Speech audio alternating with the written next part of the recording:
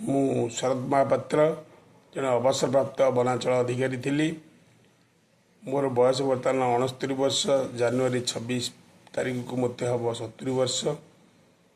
ମୁଁ ଯେତେବେଳେ ଅବସର ନେଲି ମୋର ବହୁତ ପ୍ରକାର ରୋଗ ହୋଇଥିଲା। ଏତେ ରୋଗ ହୋଇଥିଲା ଯେ knee pain, joint pain, gas, blood pressure ଆଉ ଓବେସିଟି। ଏ ଜୀବନ ଭିତରେ ମୋର ବୋଧେ ଭାବୁଥିଲି ଏଇଟା ମୋର ଶେଷ ବୟସ ହୋଇଗଲା, ଆଉ ହବାର ବଞ୍ଚିବାର ନାହିଁ। ଏଇ ବହୁତ ପରିଶ୍ରମ କରି ମୁଁ ଚାଲିଲି, ବହୁତ 10 ବର୍ଷ କାଳ ଚାଲିଥିଲି କଟକ ଯୋବ୍ରା ବ୍ୟାରେଜ ଉପରେ। ବହୁତ ଆମେ 7-8 ଜଣ ସାଙ୍ଗ ଚାଲିଥିଲୁ, ସେ 8 ଜଣ ଆଉ କେହି ନାହାନ୍ତି।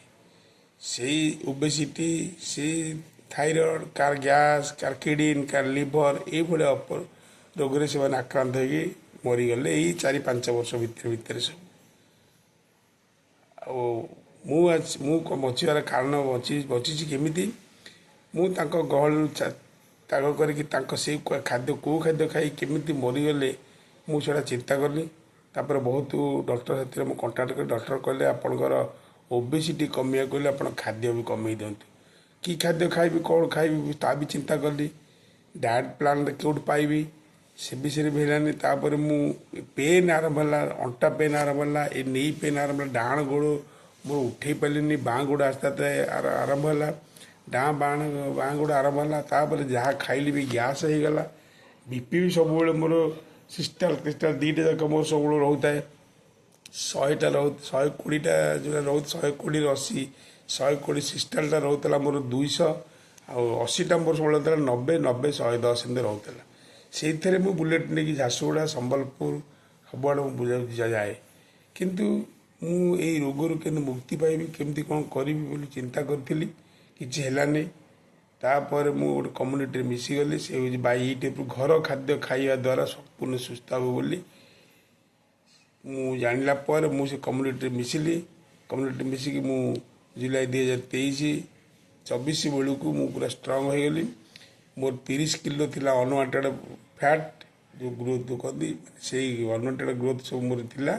ସେ ଗ୍ରୋଥ୍ ମୋର ଓଭର ଗ୍ରୋଥ୍ ଯେଉଁଟା କହନ୍ତି, ଓଭର ୱେଟ୍ ଯେଉଁଟା କହନ୍ତି, ସେଇଟା ବହୁତ ଦେହରୁ ରିଡ୍ୟୁସ୍ ହୋଇଗଲା। ମୁଁ ବହୁତ ଆରାମ। ବର୍ତ୍ତମାନ ମୁଁ ଫିଟ୍ ଅଛି। ବର୍ତ୍ତମାନ ମୁଁ ଦେଖନ୍ତୁ ମୋତେ ବର୍ତ୍ତମାନ 78 ରହୁଛି। ମୁଁ ବର୍ତ୍ତମାନ 70 ବର୍ଷ ହେଇକି ମୁଁ ବର୍ତ୍ତମାନ ଯେଉଁ ଭଳିଆ ଥିଲି, ମୁଁ ଚାଲିବା ଭାରି ମୋର କଷ୍ଟ ଥିଲା। ତେଣୁ ଆପଣଙ୍କୁ ଅନୁରୋଧ କରୁଛି, ଆପଣ ମୋ କଥାକୁ ଗୁରୁ ଜ୍ଞାନ କରନ୍ତୁ। କୌଣସି ମେଡ଼ିସିନ ନାହିଁ, କୌଣସି ଆପଣ ନିଜେ ଖାଇଲେ କିଛି ହେବନି, ଆପଣ ନିଜେ ବ୍ୟବହାର କଲେ ବି କିଛି ହେବ ନାହିଁ। ଆପଣ କହିବେ ଆମେ ଖାଉଛୁ, ଆମେ କିଛି ଖାଉ ନାହିଁ, ସେଥିରେ ଆପଣ କେବେ ଉନ୍ନତି ଲାଭ କରିବନି, ଆମ ଶରୀର କେବେ ସୁସ୍ଥ ହେବ ନାହିଁ। ଆପଣ କିଛି ନାହିଁ, 3 ମାସ ତାର କୋର୍ସ ହେଉଛି 3 ମାସ, 90 ଦିନ, କିମ୍ବା ଯଦି ବେଶୀ ଦିନ ଆପଣଙ୍କର ଯେକୌଣସି ଡାଇବେଟିସ୍ ହେଉ, କ୍ୟାନ୍ସର ହେଉ, ଥାଇରଏଡ଼ ହେଉ, ପାଇଲ୍ସ ହେଉ, ଅଲସର ହେଉ, ଯାହା ବି ଜଏଣ୍ଟ ପେନ୍ ହେଉ ବା କିଡ଼ନୀ ଲିଭର ଯାହା ବି ସମସ୍ୟା ଥିବ ଆପଣ ଶରୀର ଭିତରେ, ସବୁ ଆପଣଙ୍କର 3 ମାସରୁ 180 ଦିନ ଭିତରେ ଆପଣ କେବଳ ଘର ଖାଦ୍ୟ, କିଛି ମେଡ଼ିସିନ ନାହିଁ ଆପଣଙ୍କୁ ଦିଆଯିବନି, କିଛି ମେଡ଼ିସିନ ନାହିଁ। ଆପଣ ଧୈର୍ଯ୍ୟ ସହିତ ତାକୁ ପାଳନ କରିବେ। ଏତେ ଦିନ ତମେ ଆପଣ ନିଜ ପଇସା ଅର୍ଥ ପଛରେ ଗୁଡ଼ି ଜୀବନକୁ ଯେଉଁ ଅସୁବିଧାରେ ପକାଇ ଦେଇଛନ୍ତି, ସେ ପଇସା କ'ଣ କରିବେ ଆପଣ? ସେଇ ପଇସା ବର୍ତ୍ତମାନ ଖର୍ଚ୍ଚ କରିବେ। ବର୍ତ୍ତମାନ ସେଇଟା ମେଡ଼ିକାଲ ନେଇଯିବ ଆପଣ ସେ ପଇସାଟାକୁ। ପରିବାର ପାଇଁ ଆଣିଥିବେ କିନ୍ତୁ ମେଡ଼ିକାଲ ନେଇଯିବ ସେଇଟା।